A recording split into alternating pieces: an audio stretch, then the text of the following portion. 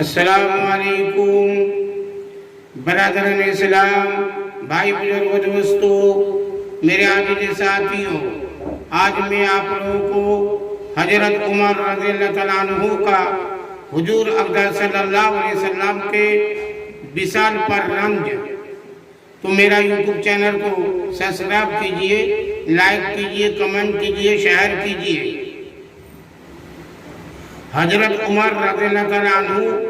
باوجود اپنی اس جبر المثل قوت، شجاعت، دلری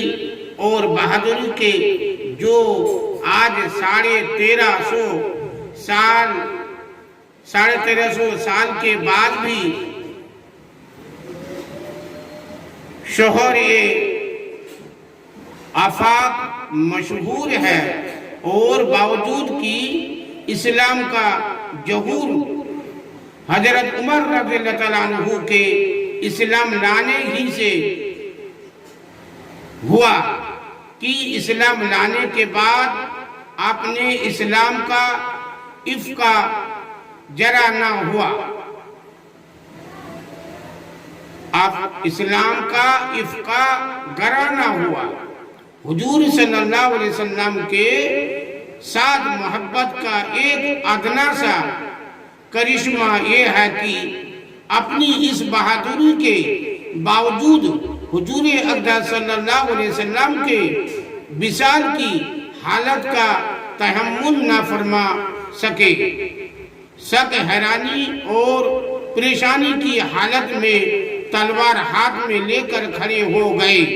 کہ جو شخص یہ کہے گا کہ حضور صلی اللہ علیہ وسلم کا وصال ہو گیا ہے تو اس کی گردن اڑا دوں گا۔ حضور اقدس صلی اللہ علیہ وسلم تو اپنے رب کے پاس تشریف لے گئے ہیں، جیسا کہ حضرت موسیٰ علیہ نبینا علیہ السلام طور پر تشریف لے گئے تھے۔ ان قریب حضور اقدس صلی اللہ علیہ وسلم واپس تشریف لائیں گے اور ان لوگوں کے ہاتھ پاؤں کاٹ دیں گے جو حضور صلی اللہ علیہ وسلم کے انتقال کی جھوٹی خبر اڑا رہے ہیں۔ حضرت عثمان رضی اللہ تعالیٰ عنہ بالکل گمسم تھے کہ دوسرے دن تک بالکل آواز نہیں نکلی، چلتے پھرتے تھے مگر بولا نہیں جاتا تھا۔ حضرت علی کرم اللہ وجہہ چپ چاپ بیٹھے رہ گئے کہ حرکت بھی بدن کو نہ ہوتی تھی، صرف ایک حضرت ابو بکر رضی اللہ تعالیٰ عنہ کا دم تھا کہ اس وقت کا پہاڑ جیسے وقت کو برداشت کیا اور اپنی اس محبت کے باوجود جو پہلے قصے میں گزری اس وقت نہایت سکون سے تشریف لا کر اول حضور اقدس صلی اللہ علیہ وسلم کی پیشانی مبارک کو بوسہ دیا اور باہر تشریف لا کر حضرت عمر رضی اللہ تعالیٰ عنہ کو ارشاد فرمایا کہ بیٹھ جاؤ۔ اس کے بعد خطبہ پڑھا جس کا حاصل یہ تھا کہ جو شخص محمد صلی اللہ علیہ وسلم کی پرستش کرتا ہو وہ جان لے کہ حضور صلی اللہ علیہ وسلم کا وصال ہو چکا ہے، لیکن جو شخص اللہ کی پرستش کرتا ہو وہ سمجھ لے کہ اللہ تعالیٰ شانہ زندہ ہے اور ہمیشہ رہنے والے ہے۔ اس کے بعد کلام پاک کی آیت وما محمد الا رسول قد خلت من قبلہ الرسول، ترجمہ محمد صلی اللہ علیہ وسلم میرے رسول ہی تو ہے، خدا تو نہیں جس پر موت وغیرہ نہ آ سکے۔ سو اگر آپ کا انتقال ہو جائے یا آپ شہید بھی ہو جائے تو کیا تم لوگ الٹے پھر جاؤ گے؟ اور جو شخص الٹا پھر جائے گا تو خدائے تعالیٰ کا تعالیٰ کا تو کوئی نقصان نہیں کرے گا، اپنا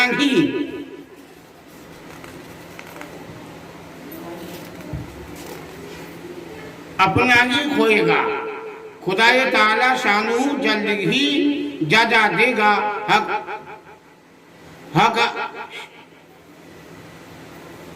شناس لوگوں کو۔ بیان القرآن، کیونکہ اللہ جل شانہ کو حضرت ابو بکر صدیق رضی اللہ تعالیٰ عنہ سے خلافت کا اہم کام لینا تھا، اس لیے ان کی شایان شان اس وقت یہی حالت تھی۔ اسی وجہ سے اس وقت جس قدر استقبال اور تحمل حضرت صدیق اکبر رضی اللہ تعالیٰ عنہ میں تھا، کسی میں بھی نہ تھا۔ اور اس کے ساتھ ہی جس قدر مسائل دفن و میراث وغیرہ کے اس وقت کے مناسب حضرت صدیق اکبر رضی اللہ تعالیٰ عنہ کو معلوم تھے، مجموعی طور پر کسی کو بھی معلوم نہ تھے۔ چنانچہ حضور اقدس صلی اللہ علیہ وسلم کے دفن میں اختلاف ہوا کہ مکہ مکرمہ میں دفن کیا جائے یا مدینہ منورہ میں یا بیت المقدس میں، جو حضرت ابو بکر صدیق نے فرمایا کہ میں نے حضور صلی اللہ علیہ وسلم سے سنا ہے کہ نبی کی قبر اسی جگہ ہوتی ہے جہاں اس کی وفات ہو، لہذا جس جگہ وفات ہوئی ہے اسی جگہ قبر کھودی جائے۔ آپ نے فرمایا میں نے حضور صلی اللہ علیہ وسلم سے سنا کہ ہم لوگوں یعنی انبیاء